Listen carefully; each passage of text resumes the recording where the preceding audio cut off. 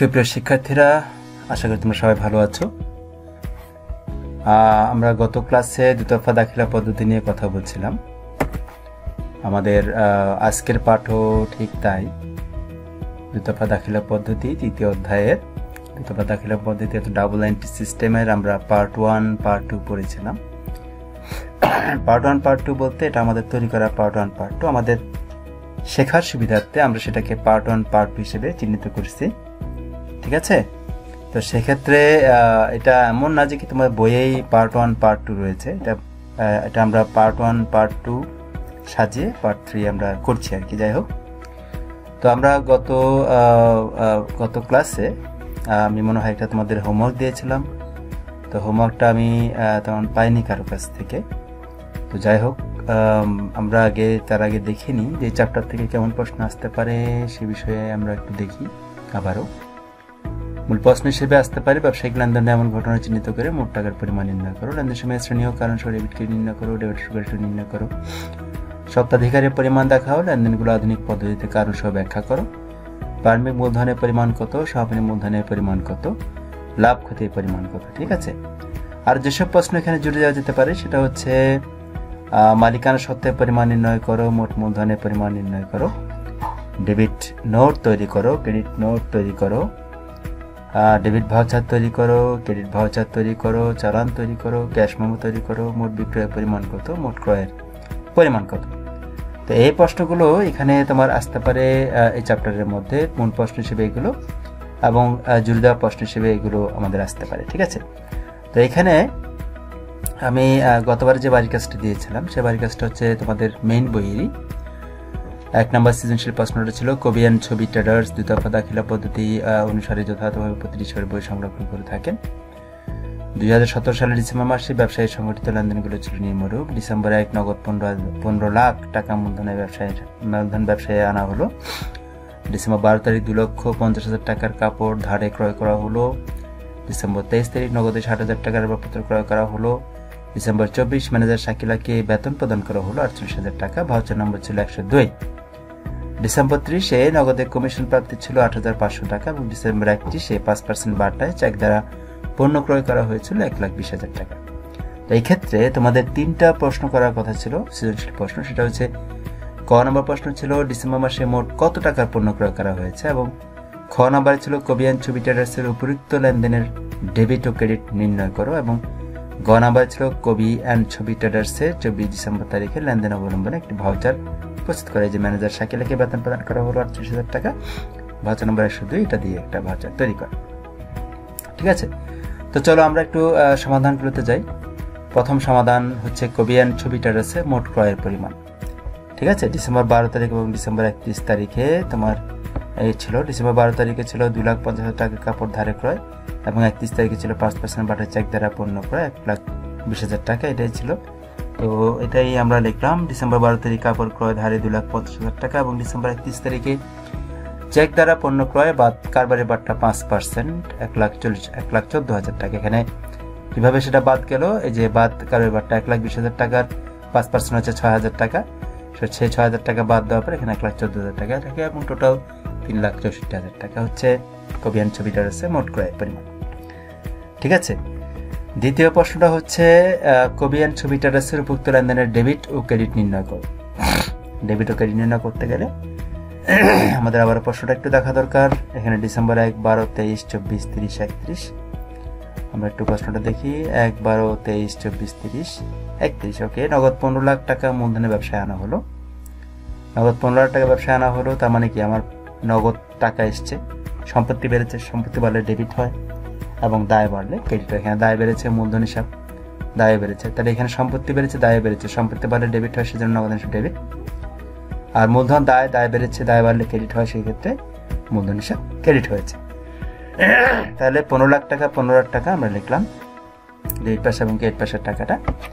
এরপর হচ্ছে 12 তারিখ, ডিসেম্বর 12 তারিখে হচ্ছে 2,50,000 টাকার ধারে কাপড় ধারে ক্রয় করা হলো। 2,50,000 টাকা কাপড় ধারে ক্রয় করা ডিসেম্বর 12 তারিখ। তাহলে সেক্ষেত্রে আমরা দেখছি ধারে যখন আমরা কাপড় ক্রয় করছি, ধারে যখন আমরা কাপড় ক্রয় করবো তখন আমাদের খরচ হচ্ছে ক্রয় হিসাব ডেবিট, একটা ক্রয় হিসাব আমরা পাচ্ছি। ধারে যেহেতু কিনছে আমাদের পাওনাদার বাড়বে, তাই না? পাওনাদার হচ্ছে দায় বাড়লে ক্রেডিট হয়।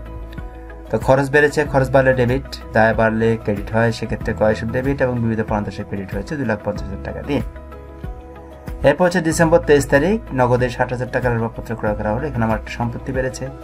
এখানে ক্রয় মানে এই ক্রয় না, ক্রয় হবে একমাত্র সেই পণ্য ক্রয় যে পণ্যগুলো কারবারে বিক্রয়ের উদ্দেশ্যে কেনা হয়, ঠিক আছে, সেগুলো হচ্ছে ক্রয় হিসাব। কিন্তু আসবাবপত্র একটা সম্পদ, সেজন্য আসবাবপত্র হিসাব হবে। আমার সম্পত্তি বেড়েছে, আবার নগদে যেহেতু আমরা কিনেছি আমার নগদ টাকা কমেছে, অর্থাৎ সম্পত্তি আসছে আবার সম্পত্তি গিয়েছে। সম্পত্তি আসলো আসবাবপত্র, তাহলে আসবাবপত্র হিসাব ডেবিট, আবার সম্পত্তি চলে গেল নগদ টাকা, সেটা নগদ হিসাব ক্রেডিট। দেখো ঠিক আছে কিনা, আসবাবপত্র হিসাব ডেবিট, নগদ হিসাব ক্রেডিট, 60,000 টাকা 60,000 টাকা। এরপর 24 তারিখ হচ্ছে ম্যানেজার শাকিলাকে বেতন প্রদান করা হলো 48,000 টাকা, ভাউচার নম্বর 102।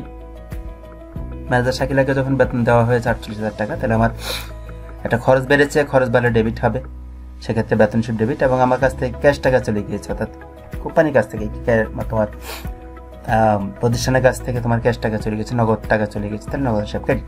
তাহলে বেতন হিসাব ডেবিট, নগদ হিসাব ক্রেডিট। এখানে প্রশ্ন হচ্ছে শাকিলা থাকলেও বেতনটা কাকে দেওয়া হচ্ছে এটা ইম্পর্টেন্ট না, বেতন দেওয়া হচ্ছে এটা হচ্ছে ইম্পর্টেন্ট। বেতনের জন্য একটা ছক, সেক্ষেত্রে বেতন হিসাব ডেবিট, নগদ হিসাব ক্রেডিট। এখানে তুই বেতন হিসাব দিয়ে শাকিলা রেখে দিতে পারো, তাও আবার কোনো সমস্যা নেই, কারণ এখানে ফিগার একটা 48,000 টাকা, এটা বরাবর ওর টাকাটাই, ঠিক আছে।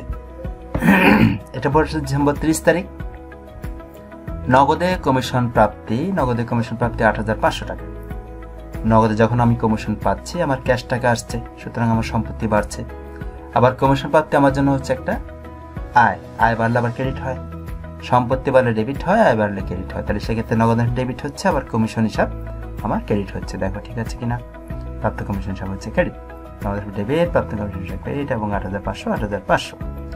এরপরটা তো আমরা এর আগে বলেছি ডিসেম্বর 31 তারিখে 5% বাটের চেক দ্বারা পণ্য ক্রয়। এখানে আমার ক্রয় সব হবে, আর যেহেতু আমি এখানে চেক দ্বারা দিচ্ছি সেহেতু আমার ব্যাংক থেকে টাকা কমে যাবে, তাই না?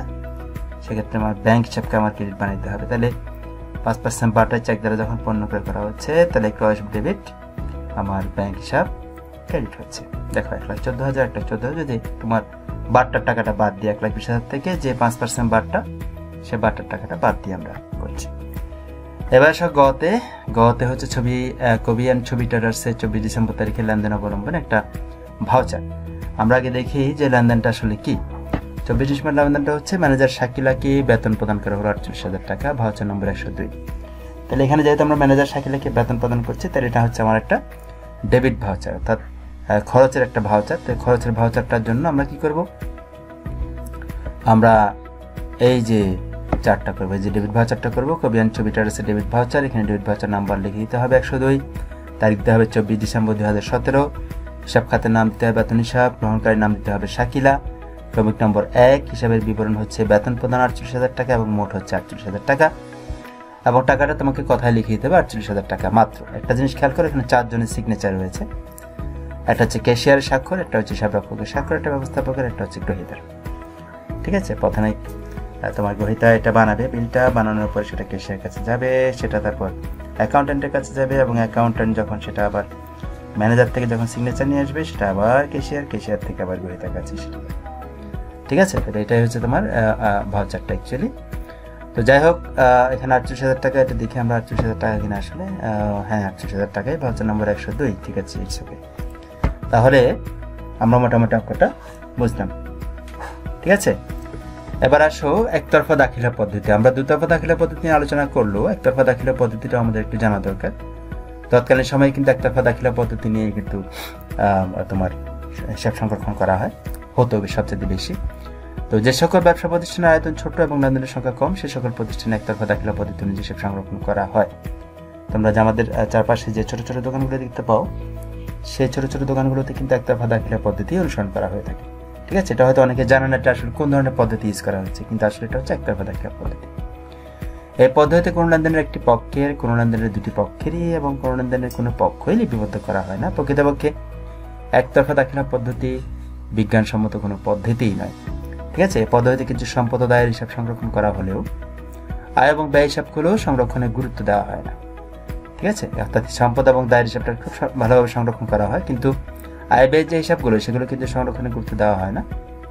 ব্যবসায়ের লাভ ক্ষতি নিরূপণের ক্ষেত্রে এই নিম্নোক্ত সূত্রগুলো এখানে ব্যবহার করা হয়ে থাকে। অর্থাৎ লাভ বা ক্ষতি হচ্ছে সমাপনী মূলধন প্লাস উত্তোলন মাইনাস প্রারম্ভিক মূলধন প্লাস অতিরিক্ত মূলধন। সামনের মূলধনের সাথে উত্তোলন যোগ করার পরে সেটা প্রারম্ভিক মূলধন বা অতিরিক্ত মূলধন যোগফলটা সেটা থেকে বাদ দিলেই আমরা লাভ বা ক্ষতি পাবো। আর প্রারম্ভিক মূলধনটা হচ্ছে এখানে অ্যাকচুয়ালি প্রারম্ভিক মোট সম্পদ থেকে প্রারম্ভিক মোট দায়টা বাদ দিলে, আর সমাপনী মূলধন হচ্ছে সমাপনী মোট সম্পদ থেকে সমাপনী মোট দায়টা বাদ দিয়ে যেটা পাওয়া যায় সেটা। সমাপনী মূলধন এবং উত্তোলনের সমষ্টি প্রারম্ভিক এবং অতিরিক্ত মূলধনের সমষ্টি অপেক্ষা পরিমাণে বড় হলে পার্থক্যটি লাভ হবে এবং পরিমাণে ছোট হলে পার্থক্যটি ক্ষতিস্বরূপ গণ্য করা হয়।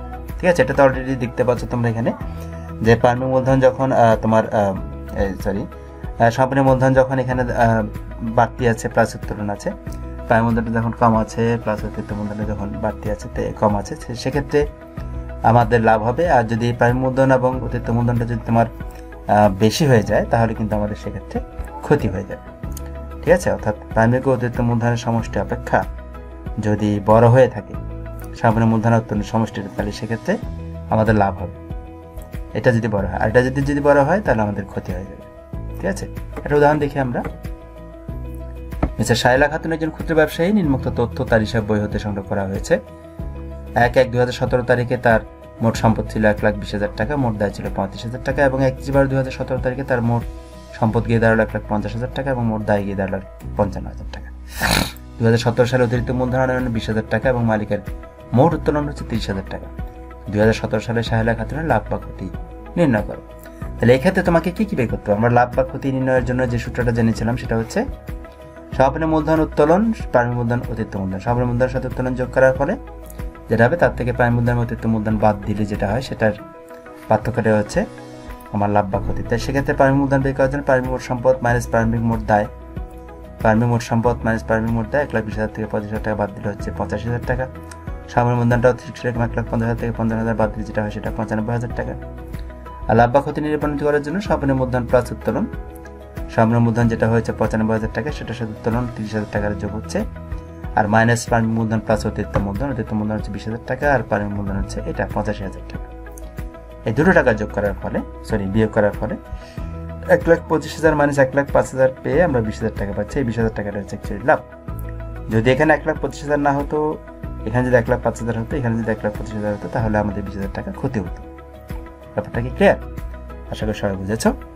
ঠিক আছে, তো এই সংক্রান্ত একতরফা দাখিলা পদ্ধতি তোমরা যদি বুঝে, একদম সহজ অবশ্য, একতরফা দাখিলা পদ্ধতি তোমরা যদি বুঝে থাকো বই থেকে আবার ভালো করে দেখবে, দেখার পর আমাকে এই 2 নম্বর অঙ্কটা তোমরা হোমওয়ার্ক নিয়ে আসবে। যারা শহীদুল ইসলাম তার ব্যবসা প্রতিষ্ঠান রিয়াত এন্টারপ্রাইজের ব্যবসায়ী বিস্তারিত সংরক্ষণ করেন না, হিসাবটা সংরক্ষণ করেন না, জানুয়ারি 2017 তারিখে তার ব্যবসায়ী মোট সম্পদ দায়ের পরিমাণ যথাক্রমে 5,50,000 ও 1,70,000 টাকা। উক্ত বছরে জনাব শহীদুল ইসলাম আরও 50,000 টাকা নতুন করে ব্যবসায় বিনিয়োগ করেন। উক্ত বছরে তিনি মোট 40,000 টাকা নগদ উত্তোলন করেন। 1 ডিসেম্বর 2017 তারিখে তার ব্যবসায় নিম্নোক্ত সম্পদ দায়সমূহ ছিল: নগদ 1,85,000 টাকা, রপ্তানি 1,80,000 টাকা, দেনদার 1,30,000 টাকা, মজুদ পণ্য 90,000 টাকা, ব্যাংক ঋণ 60,000 টাকা এবং পাওনাদার 55,000 টাকা। রিয়াদ এন্টারপ্রাইজের প্রারম্ভিক মূলধনের পরিমাণ নির্ণয় করো। খ প্রশ্ন হচ্ছে রিয়াদ এন্টারপ্রাইজের সমাপনী মূলধনের পরিমাণ নির্ণয় করো এবং গ হচ্ছে 2017 সালে জনাব রিয়াদ এন্টারপ্রাইজের লাভ বা ক্ষতি পরিমাণ নির্ণয় করো। আমরা জাস্ট এতক্ষণ যা দেখে আসছি, এতক্ষণ যা আমরা শিখে আসছিলাম সেই জিনিসটা কিন্তু আমি বাড়ির কাছে হিসাব তোমাদের দিয়েছি। তো আশা করি তোমরা এটা প্র্যাকটিস করবে এবং সেটা অবশ্যই বাড়ির কাজটা করে তোমরা ছবি তুলে আমাকে পাঠিয়ে দিবা। আমি অত্যন্ত খুশি হব এবং অবশ্যই আমি ভাববো যে আসলে I am successful. Okay, and you are successful too. Okay, আজকে পার্সোনাল কোনো জিজ্ঞাসা থাকলে বা না বুঝে থাকলে কমেন্ট করবো অথবা জীবনে নাম্বারে আমার সাথে যোগাযোগ। ঠিক আছে, তো আজ আর নয়। Thank you and see you later. Stay home, stay safe, and don't forget to watch all the online classes regularly. Okay? Bye.